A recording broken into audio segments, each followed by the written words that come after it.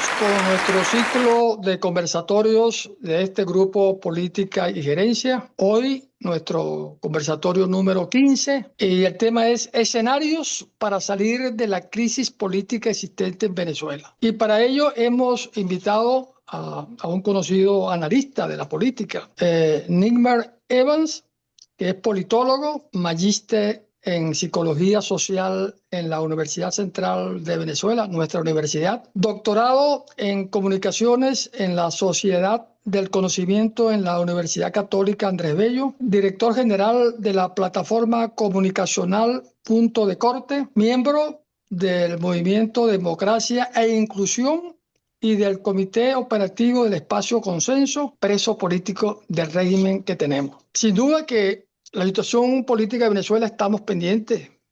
Ya somos más de 9 millones que hemos emigrado y todo está centrado en esta etapa de la evolución en que está la situación política en la fecha del 10 de enero. Se haga realidad lo que la voluntad soberana del pueblo venezolano expresada el 28 de julio sea acatada y ejecutada, posicionándose quien es el presidente electo Edmundo González Urrutia.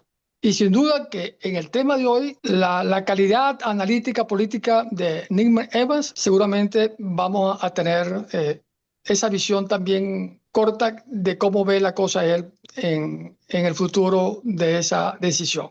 Bienvenido, Nigmar Evans, y adelante. Saludos, René, Julián, Carlos y Edwin. Agradecido por la invitación a este espacio y bueno, y a quienes nos van a ver también y nos están viendo en YouTube. Fíjense, bueno, un reto tratar de hacer escenarios en este momento porque Venezuela ha demostrado tener algunos niveles de imprevisibilidad interesantes, ¿no? Entonces, en el marco de la imprevisibilidad y de las variables que no podemos nosotros controlar, eh, pues resulta ser que siempre nos sorprende con cosas. Y ojo, esperemos que efectivamente el regreso de la democracia nos sorprenda, pero que no nos agarre no preparados. Creo que es el gran reto que nos debemos plantear cuando empezamos a hacer diagnósticos y además cuando pretendemos hacer escenarios en ese sentido. Para poder hacer algunos escenarios, lo primero que hay que hacer es tratar de poner un pequeño contexto en relación al tema de en qué situación se encuentra Venezuela en este momento. Creo que Venezuela está en el mejor momento en los últimos años de su historia política. eh, eh, pero lamentablemente detrás de eso hay una gran secuela como consecuencia de la situación social y económica. Digo, parece algo positivo y digo que es positivo en el marco de la desgracia porque nunca habíamos estado más cerca de la posibilidad de que las fuerzas democráticas, ya hoy no opositoras, sino que las fuerzas democráticas mayoritarias comprobadas por un hecho concreto y certificadas a través de actas, como fueron las elecciones del 28 de julio, nos ponen en una situación de legitimidad a diferencia de los otros intentos y procesos de salida de el gobierno antes de Chávez, ahora de Maduro, de que efectivamente esté acompañada de estas acciones de este fenómeno de legitimidad. Anteriormente, pues podían estar las acciones acompañadas de buenas intenciones o preñadas de buenas intenciones, como estuvieron algunas, pero la realidad es que no se podía comprobar efectivamente si había un apoyo mayoritario de la población. Hoy podemos decirlo sin ningún tipo de duda. Solamente la cifra nos da por lo menos una relación de 7-3, pero la realidad la desborda porque sabemos muy bien, como ha dicho René en la introducción, que hay ya quizás 9 millones de venezolanos fuera del país, que si lo sumamos a la acción electoral que se desarrolló el 28 de julio, 9 millones de personas que no pudieron participar en un proceso electoral, bueno, de los 9, 4.5 quizás que activamente desde el punto de vista electoral hubiesen podido participar y no participaron, entonces la proporción sería 85 quizás o 90% a 10% el resultado electoral favorable al Mundo González Urrutia. Y debemos recordar también que esa elección, aunque sale favorecido desde el punto de vista electoral el Mundo González Urrutia, la verdad es que fue un proceso de votación en contra de Maduro y a favor de una salida del espacio democrático. Quien hubiese estado ahí hubiese canalizado esa expresión, pero la otra verdad es que quien concentró el esfuerzo y quien lo canalizó y lo llevó a ese nivel fue María Corina Machado, la líder de los sectores democráticos mayoritarios de Venezuela, Sí, sí. antiguamente la líder opositora, que ahora entonces tiene la capacidad de tener además ratificada la legitimidad, no solamente por una primaria, sino además también la legitimidad por haber conducido el proceso electoral hacia el 28 de julio, y que pues nadie puede dudar. Incluso los sectores más de izquierda que pueden haber en el país hoy reconocen el liderazgo de María Corina Machado, porque el tema ya después del 28 de julio trascendió el tema electoral. La lucha que se libra hoy en Venezuela, o sea, ya ese requisito se cumplió. Y si había gente presionando a María Corina desde los últimos años para que se encauzara por la vía electoral, ella lo hizo y ahora demostró efectivamente, primero que había un porcentaje mayoritario apoyando la salida del sistema, por la otra demostró que no solamente con la vía electoral se podía superar, pero también se demostró a sí misma que era necesario pasar por ese camino.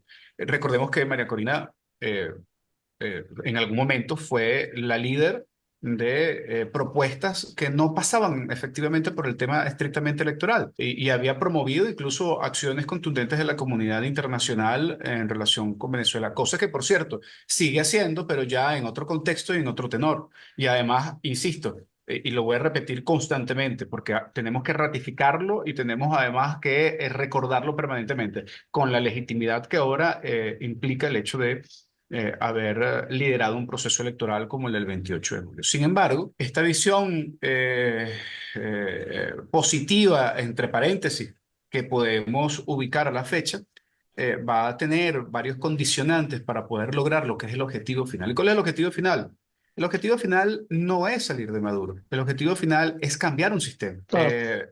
La dimensión de lo que se ha generado hoy en Venezuela implica necesariamente prepararnos, afinar instrumentos para comprender que la transición para el cambio de un sistema en Venezuela es fundamental. Porque ya demostramos que aunque salga Chávez, puede entrar un Maduro y siempre puede ser peor, ¿no?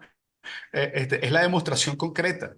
Siempre puede ser peor. Y puede ser que salga Maduro y pueda ser peor en el marco del análisis de los escenarios, que es una propuesta de fuerza, de violencia, de expectativa. Otros lo ven con cierto escepticismo. Yo me anoto en este segundo grupo de verlo con algo de escepticismo.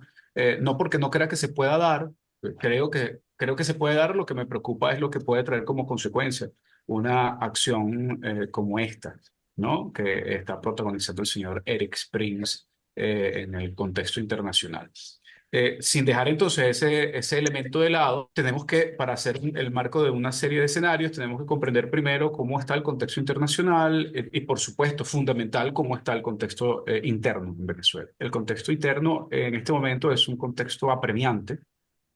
Irónicamente, en el mejor momento de legitimidad de las fuerzas democráticas mayoritarias en Venezuela, el terrorismo de Estado es la expresión cotidiana del ejercicio de quienes hacen ejercicio del poder de manera hegemónica y pretenden generar un modelo totalitario en Venezuela. Ya no solamente podemos hablar de autocracia en Venezuela, estamos hablando de un gobierno mafioso y lo comprobamos empíricamente en cómo incluso se come a sí mismo, se devora a sí mismo, ¿no? Devora a sus hijos, devora a Tarek El Aissam y ahora devora a Tellechea.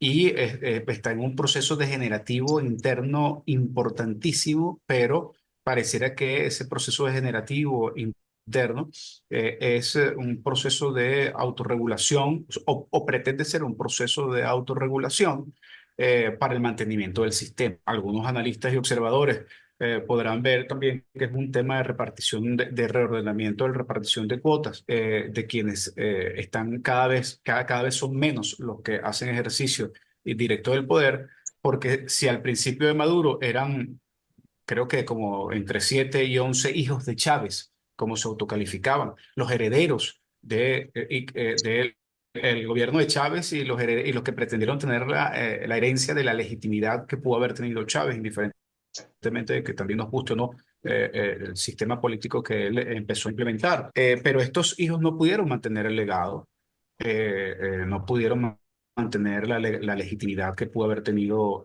Chávez. Y además mataron la gallina de los huevos de oro. O sea, empezaron a destruir lo poco que se había mantenido en relación con el sistema económico ya golpeado de Venezuela, y terminaron matando a PDVSA, que era la gallina de los huevos negros, ¿no? Y eso fue conduciendo de manera directa al hecho de que hubiese mucho menos que repartir y además había una estrategia por parte de quien había sido designado por parte de Chávez para ser su sucesor de no querer compartir el poder con todos los que se autodefinían hijos de Chávez. Hay un triunvirato con una cuarta pata, que son los que soportan el poder. Los primeros son los Rodríguez, los segundos es la tendencia de Diosdado, por supuesto, Cilia y Nicolás Maduro como la pata que está en el centro, y una cuarta pata que no es beligerante, pero es definitiva, que es la de Padrino López. Es un triunvirato de poder con un apoyo determinante. Y entonces aquí incorporo este elemento para entender un poco más el contexto interno y después pasar al contexto externo. Los sistemas políticos autocráticos no niegan la posibilidad de buscar legitimidad. El reto permanente de quien gobierna, sea con legitimidad o no, es ser amado. El problema es que no lo logran. Y un principio fundamental de los consejos del príncipe, escrito por Maquiavelo, es que, bueno, no debes buscar el odio. El odio es una necesidad, el temor que debes imprimir es importante para la preservación del poder, pero no busques que se genere odio, sino por el contrario, sé temido y amado. Es el consejo fundamental de Maquiavelo al príncipe. Sin embargo, este sistema es un sistema que había intentado soportarse con la búsqueda de la legitimidad heredada de Chávez. Por vía electoral había tratado de demostrar que tenía capacidad de poderse soportar. Sin embargo, hasta el 2015 se demostró que no pudo mantener esta tesis, y después empezó un proceso degenerativo de desprecio a la legitimidad, al apoyo popular. No le interesó y empezó a generar cosas como la Asamblea Nacional Constituyente, el ejercicio paralelo del poder, la destrucción absoluta de las instituciones. Eh, eh, Trataba además también de sostenerse buscando algunos equilibrios económicos, y lo único que terminó fue generando un staff de corruptos multimillonarios que profundizaron aún más el modelo de destrucción de la economía a partir de su expoliación. Eh, y al final, lo único que le queda en este momento al sistema de la necesidad de preservar el poder con legitimidad, con bienestar económico o con búsqueda de algún tipo de soporte en el contexto internacional, lo único que le queda en este momento es la violencia. Y es lo que está desarrollando de manera plena a través del ejercicio del terrorismo de Estado.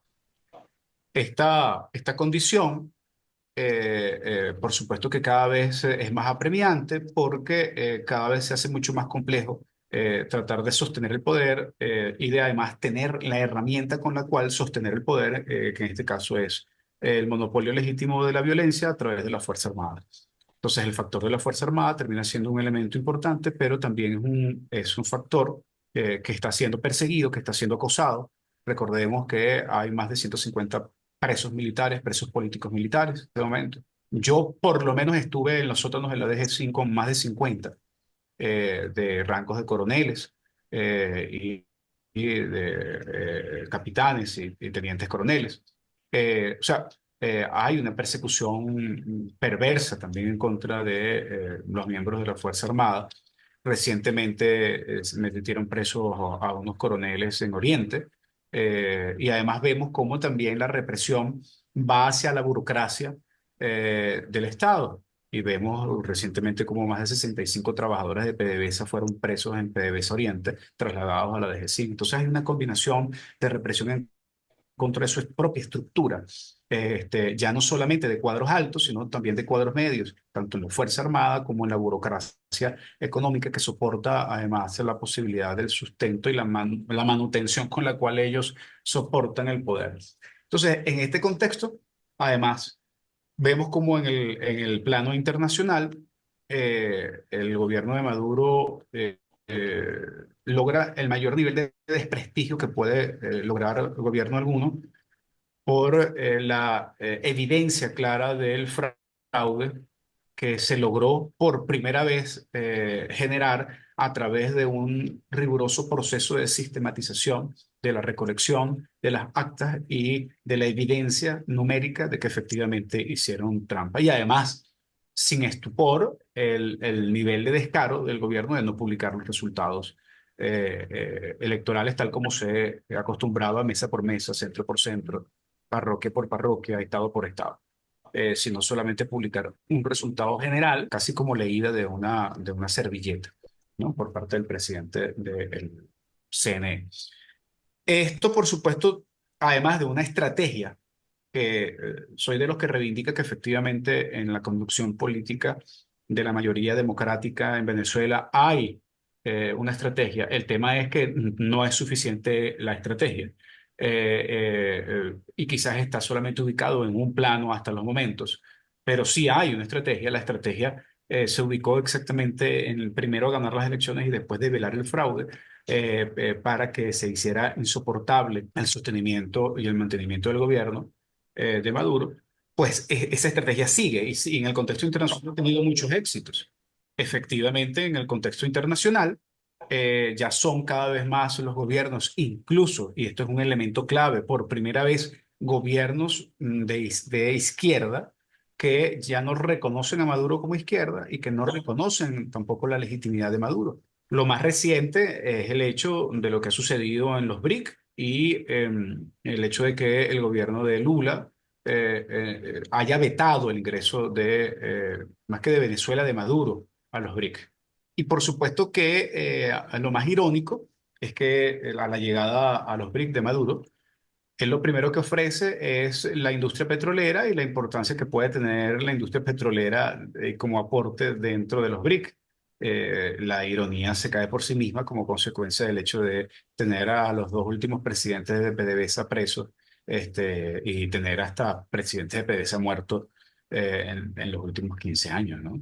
Y otros en el exilio, la mayoría presos, apenas dos que han pasado por debajo de la mesa, y uno de ellos con grandes señalamientos de corrupción, y el otro, bueno, uno de los hijos de Chávez que se quedó callado, que en verdad es hermano de familia de Chávez y por lo tanto no es objeto de señalamiento porque no les interesa tocarlo. Especialmente el tema de la violación de derechos humanos, de delito de lesa humanidad, el señalamiento que tiene el gobierno ante la CPI, ante la además también Corte Internacional de Justicia, los señalamientos que han hecho gobiernos como los de Argentina, los señalamientos de la OEA, insuficientes todavía para poder caracterizar, pero que por lo menos nos pinta algunos escenarios, nos pinta algunos elementos, ya podemos ir pensando en los escenarios. Y el primer escenario que se nos plantea en torno al 10 de enero, y yo quiero ser aquí un poco sigiloso. Esta es el último día, la acción final, no sé qué cosa,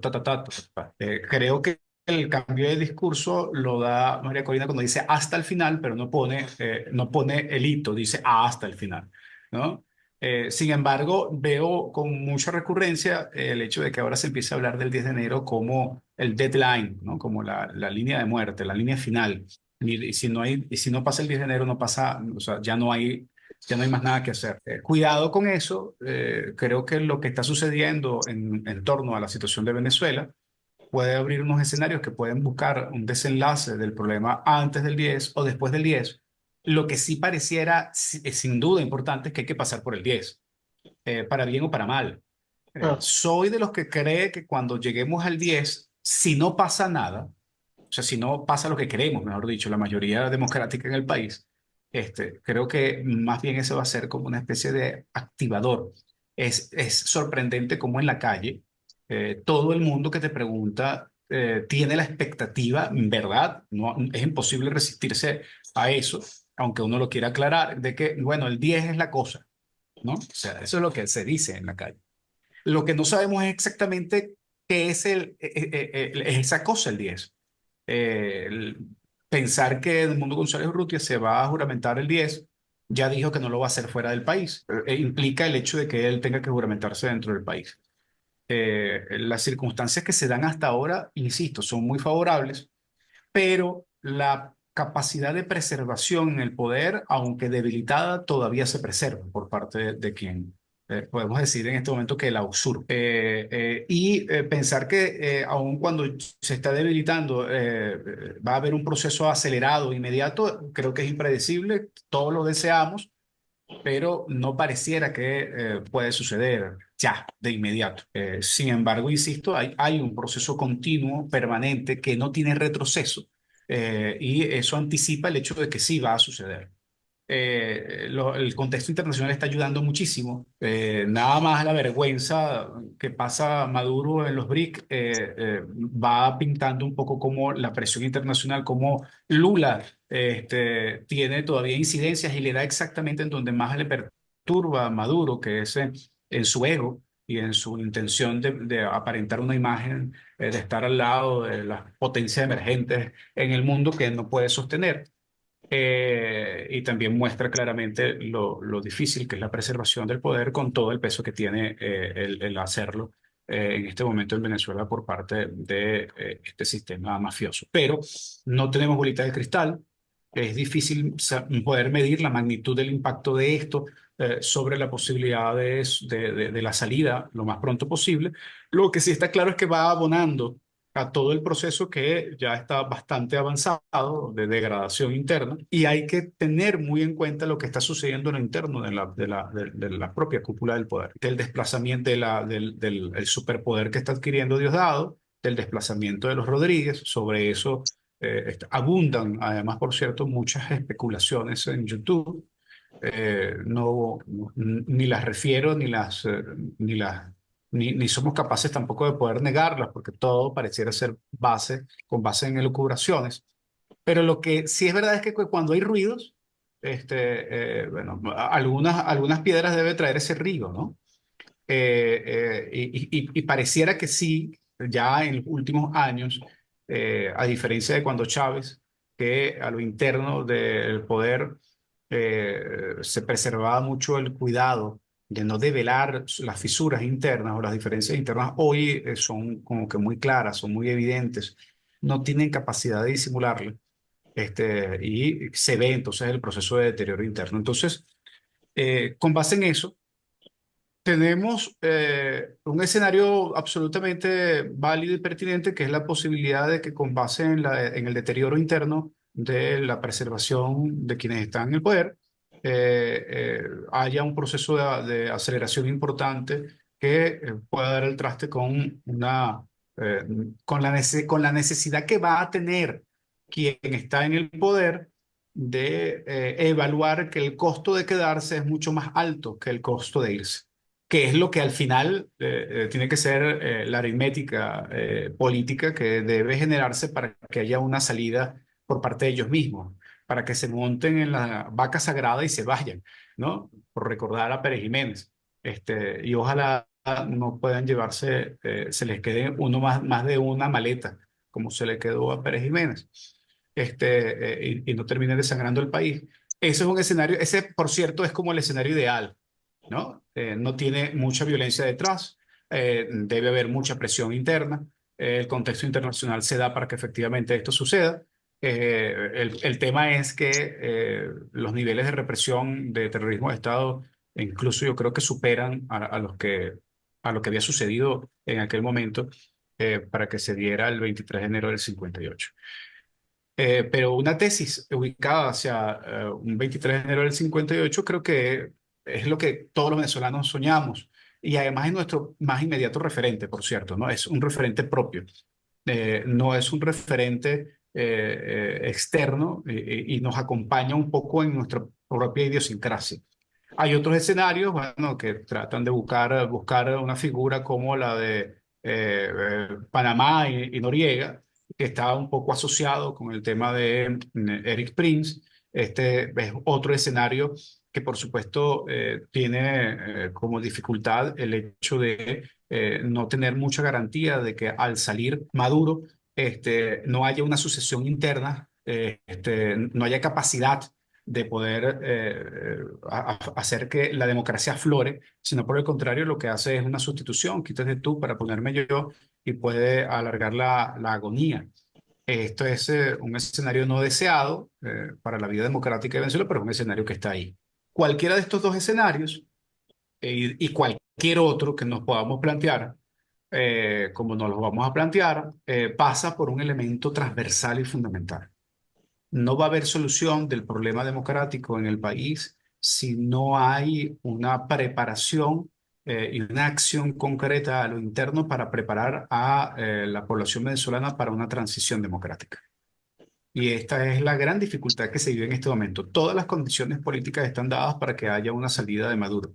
No sabemos si se va a acelerar o no, como hemos dicho, no sabemos si va a ser antes o después del 10 o el mismo 10 de enero. Pero la gran dificultad que existe es que tengamos la capacidad y tengamos una conducción política de la mayoría democrática que no solamente esté luchando por la salida de Maduro, sino que tenga la capacidad de generar gobernabilidad y gobernanza. Ahí es en donde está la gran dificultad. Creo que ahí tenemos debilidades. O sea, la estrategia que acabo de comentar hace un rato, que existe, que efectivamente se ha desarrollado y que tiene un gran impacto en el contexto internacional, después de haber brindado el logro del resultado del 28 de julio, sin embargo, pareciera no estar tan consolidada en relación con el hecho de tener a los sectores sociales, políticos y económicos de Venezuela preparados para una transición. Y ahí hay una importante, creo yo que una importante debilidad. No porque el pueblo venezolano no pueda estar preparado para eso, sino porque la conducción política de la mayoría democrática tiene también sus propias dificultades. Se han aflorado, por cierto, en estos días. Lo que pasa es que son tan terribles las del gobierno que nos distrae de no ver también las dificultades que se tiene a lo interno. Y porque creo que ha privado mucho el tema de la búsqueda de la unión de los sectores opositores.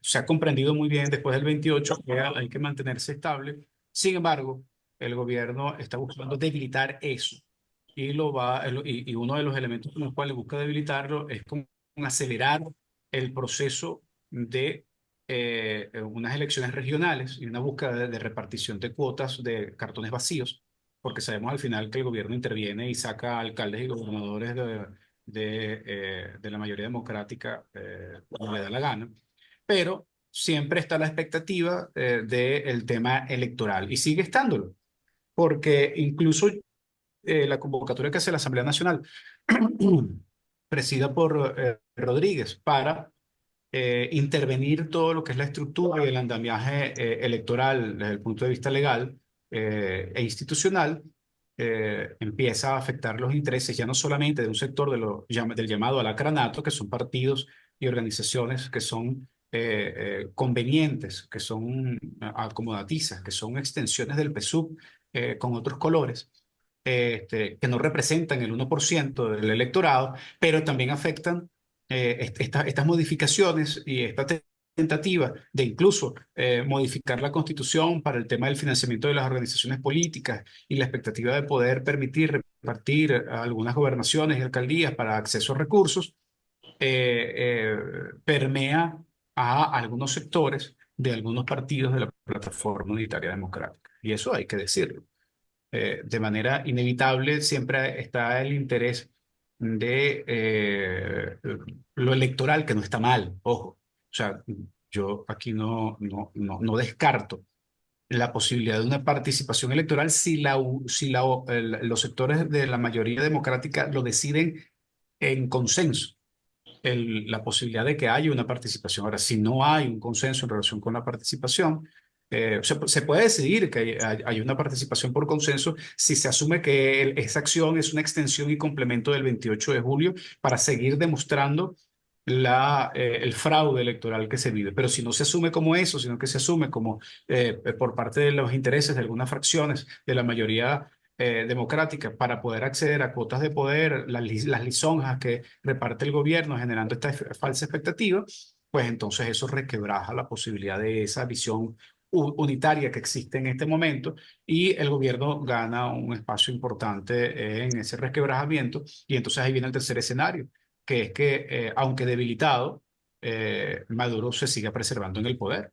Y este es un escenario que no debemos descartar, no lo queremos, estamos trabajando diariamente para que no pase, pero es un escenario, el escenario menos deseado, pero es el escenario al que ellos están jugando, que es el escenario, bueno, de reconocer que hay un debilitamiento, de reconocer que hay un resquebrajamiento del poder, que hay un contexto de debilidad internacional, pero ellos no van a dejar de luchar para seguir preservando el poder y reestabilizar esta condición internacional y esta condición interna, buscando y todavía alimentar aún la posibilidad de algún nivel de legitimidad. Ese sería, por cierto, el mejor de los peores escenarios, que ellos busquen ratificar o busquen preservar algún camino hacia la búsqueda de legitimidad por vía electoral, tratando de reconectarse con la gente, bajando la presión de la represión, del terrorismo de Estado y tratando de generar mayores empatías con las necesidades de la población. Sobre este escenario, por cierto, trabaja un sector de ese 1% de la pseudo oposición o de los opositores convenientes. Esos sí son oposición y es una oposición conveniente, ¿no? Porque les gusta la posición de que lo señalen de oposición, para poder justificar sus acciones y justificar los recursos que obtiene por eso a través de la vía del propio gobierno. Este escenario, que sería el tercero, es un escenario terrible, pero es un escenario de continuismo, de más de lo que está sucediendo, con algún matiz favorable, entre comillas, hacia la dosificación del terrorismo de Estado y la posibilidad de que ellos busquen alguna legitimidad. Está un cuarto escenario que es muy parecido a este, pero es aterrorizante, que es el hecho de que ellos ya se asuman. Las autocracias generalmente no se asumen como autocracia, ningún dictador le gusta que le digan dictador. Pero eh, llegado un momento en que solamente le queda, sabiendo que no puede preservar la lucha por la vía electoral, pues puede abrirse el camino hacia la posibilidad de la instauración de un modelo de partido único en Venezuela, un partido único del siglo XXI, no el clásico que conocemos en Cuba, por ejemplo, pero más bien como un modelo PRI-mexicano, ¿no? De partido único, pero con la existencia de otros partiditos que, con la alteración electoral, el control absoluto del sistema se instaure sin necesidad de la búsqueda de mayor legitimidad porque tiene el control del sistema electoral. Ojo que, por cierto, este es también otro escenario muy favorable para ellos, para quienes están en el poder y lo trabajan también como algo factible. Y un tercero, ese sí, un tercero de ese lado, que sería un quinto escenario, es el de que ellos de manera definitiva vivan de la instauración y definición de un Estado totalitarista, aboliendo cualquier tipo de derecho, eliminando y suprimiendo cualquier tipo de disidencia, aún más de lo que se ha hecho hasta ahora, y pase de una autocracia dictatorial a un fenómeno de totalitarismo que genere el hecho de una salida aún mayor, una gran diáspora de Venezuela, como complemento a la política que ya se ha definido en ese sentido, y pues, para hacer después un cierre de fronteras y generar un proceso autárquico, podríamos decir así, a lo interno del territorio, más a un estilo quizás de Corea del Norte. Eh, yo no veo la posibilidad de que esto suceda.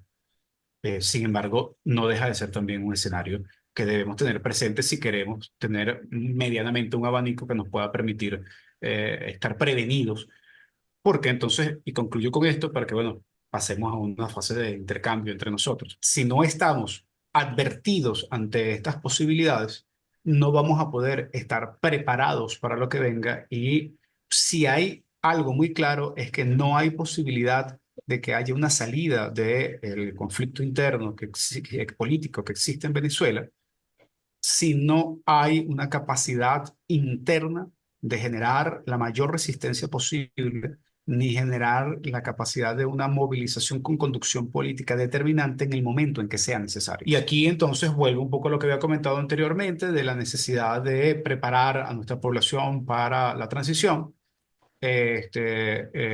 No es, ojo, creo que, y además comprenderán que yo estando en territorio venezolano tampoco puedo alentar a cosas que puedan ponernos en riesgo, pero lo que sí hay que estar conscientes es de la necesidad de generar un entramado. Creo que se está tratando de hacer con los 600K y los comanditos, pero que creo que debe ir más allá de eso en estructuras menos partidizadas y más politizadas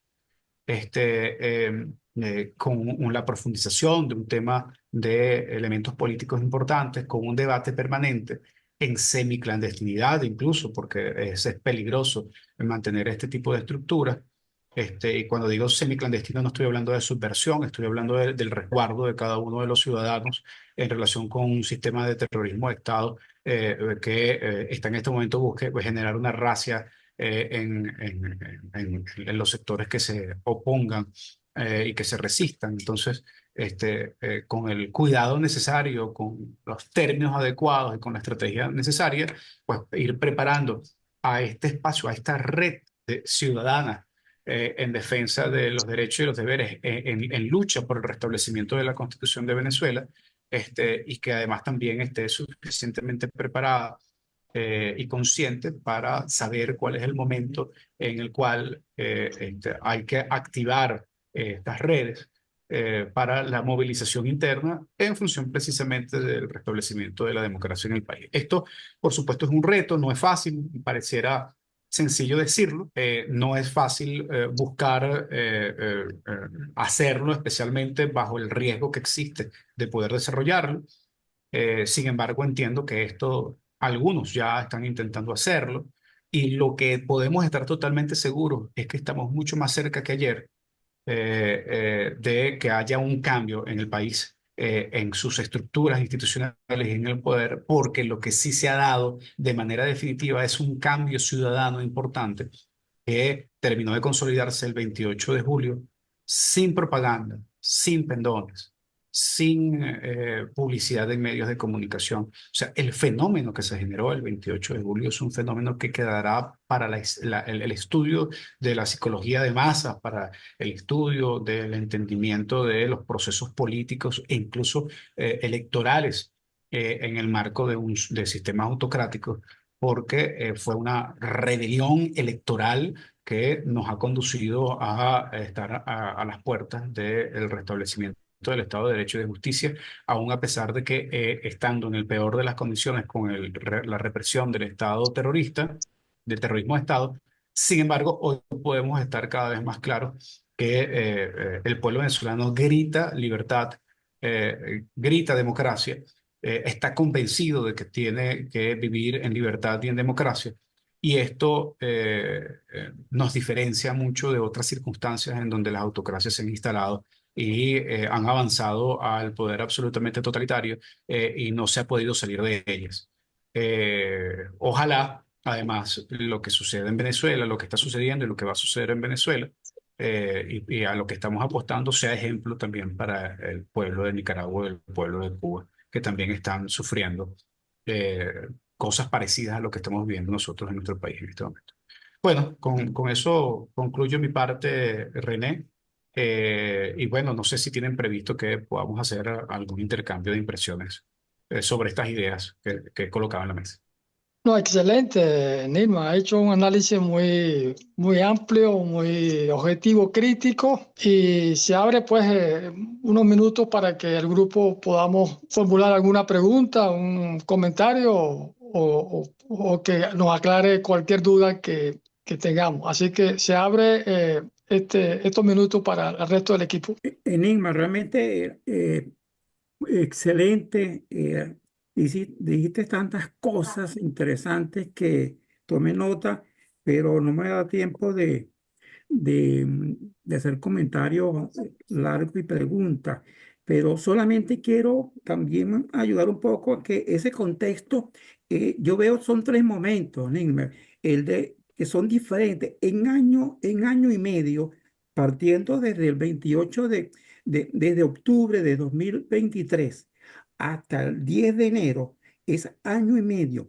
En ese año y medio hay tres momentos que diferenciado. Es complicado la situación. Tú, esos escenarios que pusiste realmente son excelentes. Allí son cinco escenarios y bueno, uno es mejor que el otro, pero allí para no quiero agotar el tiempo porque los amigos tienen también que intervenir. Sí, gracias, Carlos. No, brevemente, creo que el temor que se ha inoculado en la sociedad venezolana llega a niveles de la autocensura, ya no solamente de los medios, la autocensura individual. Yo he dejado de decir por lo menos el 50% de las cosas que quisiera decir, ¿no? Sin embargo, con el 50% creo que es suficiente para tratar de hacer entender el resto. Hay algunos que deciden simplemente no decir nada. Ahora, eso no quiere decir que la gente está pasiva. Eso no quiere decir que la gente no está dispuesta. El 28 de julio la gente estuvo dispuesta y aún a pesar del nivel de represión que existe, de persecución, no deja de estar la gente dispuesta a poner lo que tiene, el pecho, para seguir la lucha democrática. El tema es que cada vez la población venezolana es mucho más selectiva en torno a los momentos en que está dispuesto a hacerlo. Cada vez habrá menos capacidad y posibilidad de hacerlo, pero insisto, con una correcta conducción política y con una preparación para el momento preciso, la gente estaría dispuesta a hacerlo. Y creo que ahí es donde está el gran reto de la actual conducción política en el país. Gracias, Nigmar, por esta excelente conversación que hemos tenido. Me llena de satisfacción porque en este grupo estamos como objetivo aportar nuestro grano de arena para el conocimiento de la política actual de Venezuela y en qué podemos ayudar para el retorno a la democracia. En tal sentido, a mí me impresionó mucho tu exposición porque sí llegaste a unas palabras finales, que es cuando dice que estamos más cerca de la libertad que ayer. Yo tengo mucha esperanza de que esto se consolide, sin embargo, hay que estar claro que la llegada al final es difícil y llena de obstáculos. Gracias, Nigmer, por tu exposición y seguimos activos en nuestra lucha por la libertad. Gracias. Gracias a ti, Julián. Hay un proceso importante de desarrollo de la conciencia en contra de los hiperliderazgos. Yo recuerdo, no sé si Edwin recuerda, yo creo que él andaba también por esos predios en aquel momento cuando Chávez era presidente, creo que por el año 2010. Algunos que decidimos ser parte de ese proceso y tratar desde adentro de que tuviera un sentido democrático y lamentablemente no lo logramos. En aquel momento hicimos el señalamiento del riesgo del hiperliderazgo de Chávez.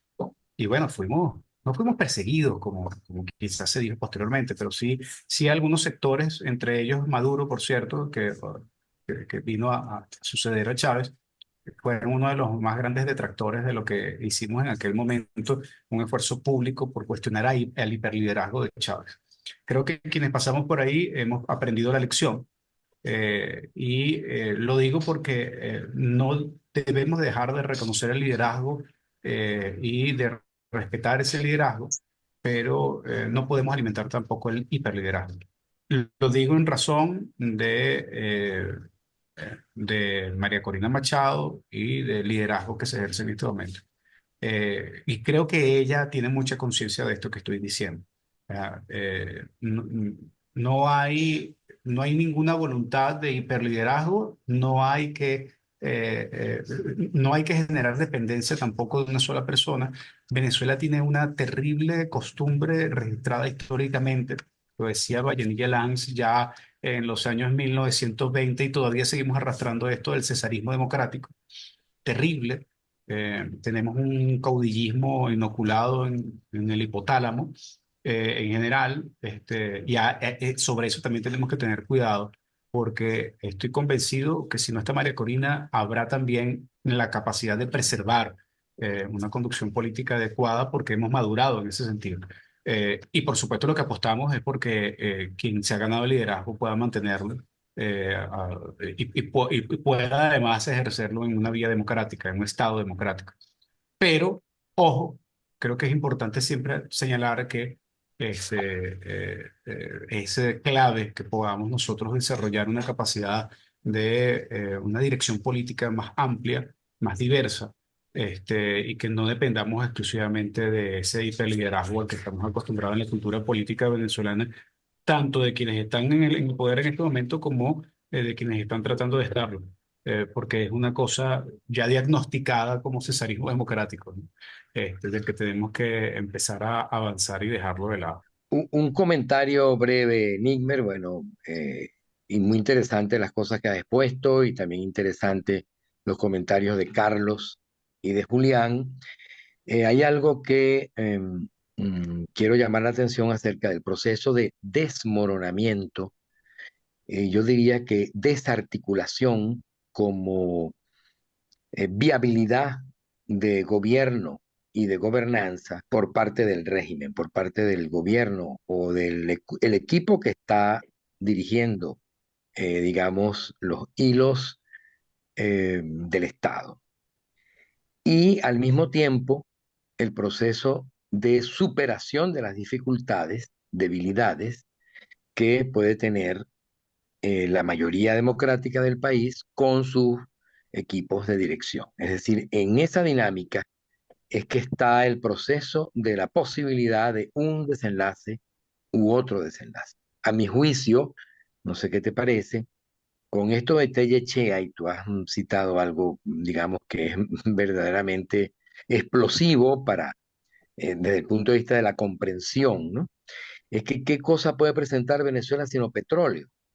Y resulta que el petróleo está desintegrado y ponen preso a todos los que pasan por allí, hasta los asesinan, como el caso de Martínez, que fue prácticamente asesinado en el sentido que no se lo pusieron preso y no se le prestó la atención debida.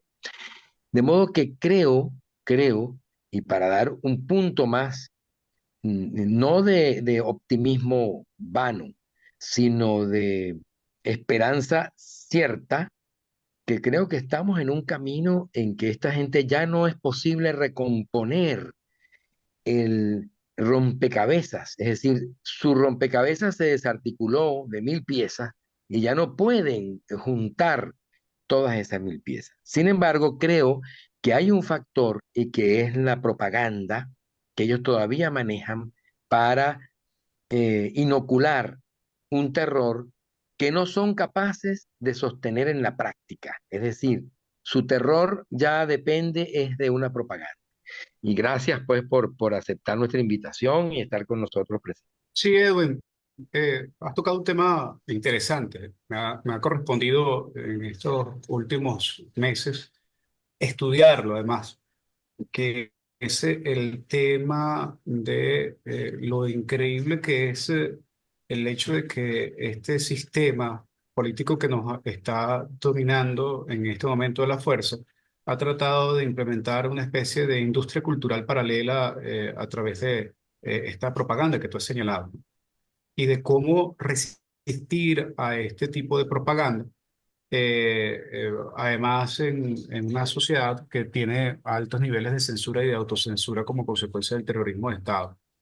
Bueno, ejercicios como este que ustedes están desarrollando aquí en Política y Gerencia, más lo que podemos hacer en los medios alternativos, en las redes sociales, por supuesto que es un ejercicio básicamente de resistencia. Esa tendencia de la visión crítica al cuestionamiento de las operaciones psicológicas de masas a través de la implementación de mentiras que son repetidas 1000 veces hasta que se convierten en verdad, no le ha funcionado al gobierno. Eh, porque no basta solamente con tratar de generar operaciones tipo nazis, ¿no? Como se operó en la Alemania de Hitler. Eso nada más está sucediendo o incide en el 10% de la población, el resto está muy claro. Lo que sí puede pasar es un temor que por recurrente termine generando una alta pasividad como consecuencia de la percepción de que no va a haber salida. Y ahí es donde tenemos que cuidarnos. Tenemos que alimentar la esperanza tenemos que alimentar la expectativa sin falsas esperanzas. Bueno, y para cerrar, me gustaría hacerte un comentario ahí en Venezuela y lo que ha habido en Venezuela. Cuba ya lleva más de 64 años bajo un sistema que viene aplicando la herramienta del terror, del miedo, de la cárcel, de las torturas, como mecanismo de defensa y subsistencia como sistema, de rebelión frente al sistema. Es decir, que allí ha habido todo un totalitarismo que ha funcionado hasta el sol de hoy, que por ahí va igual Nicaragua. Y pareciera que el régimen que tenemos en Venezuela va siguiendo ese camino como referencia para subsistir, porque sabe que bajo los conceptos y bajo el ejercicio del Estado de Derecho y de la democracia no puede ya subsistir. Entonces, el escenario, uno de esos escenarios que tú tocabas, me parece que ha escogido el quinto escenario, es morir en esa dirección de aplicar el totalitarismo para poder subsistir y satisfacer sus intereses que tienen como grupo, como corporación criminal, cómo funciona. Creo que cada país tiene un contexto y una realidad muy particular. Y Venezuela lo tiene. Afortunadamente, no somos Cuba, no somos Nicaragua. Esto no quiere decir que seamos mejor o peor, sino simplemente que los contextos son distintos. Eh, e insisto en que nosotros tenemos un elemento muy particular, que es el haber demostrado el fraude del 28 de julio y la expectativa que existe desde el punto de vista de la población de seguir, a pesar de todo el tiempo que se ha preservado y se ha cultivado y ha desarrollado el modelo de poder seguir avanzando en esta lucha. Yo soy, en ese sentido, René, optimista, porque aunque ellos apunten hacia el escenario 5, definitivamente creo que la población venezolana está empujando hacia el escenario 1. Y creo además que lo más importante de todo esto ya no solamente es el tema de la voluntad de la población venezolana, sino que quienes están en el poder están perdiendo las capacidades y competencias para preservar el poder. El deterioro ha sido muy grande, como lo hemos analizado, y esto anticipa el hecho de que les va a ser difícil mantener y preservar todo esto.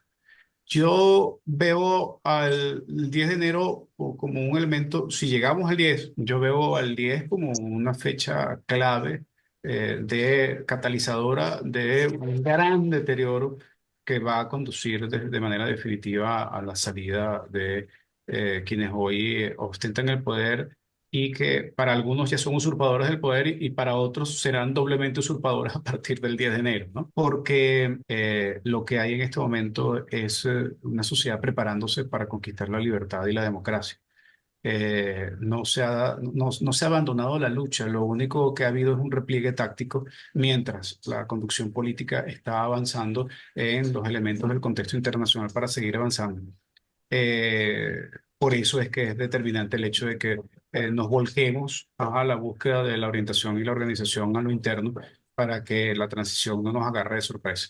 Eh, pero y de igual manera, hemos puesto los 5 escenarios, René, porque no deja de ser posible que esto vaya hacia el escenario 5. Sin embargo, estamos trabajando para que sea el escenario número 1 y creo que lo vamos a lograr. Julián, para que te despida aquí con el grupo. Bueno, muy bien, gracias. Gracias a Nigmar por tu excelente presentación, que nos ha ayudado mucho a ponernos al día con el conocimiento de la realidad de nuestro país. Gracias a todos y vamos a estar pendientes para próximas intervenciones.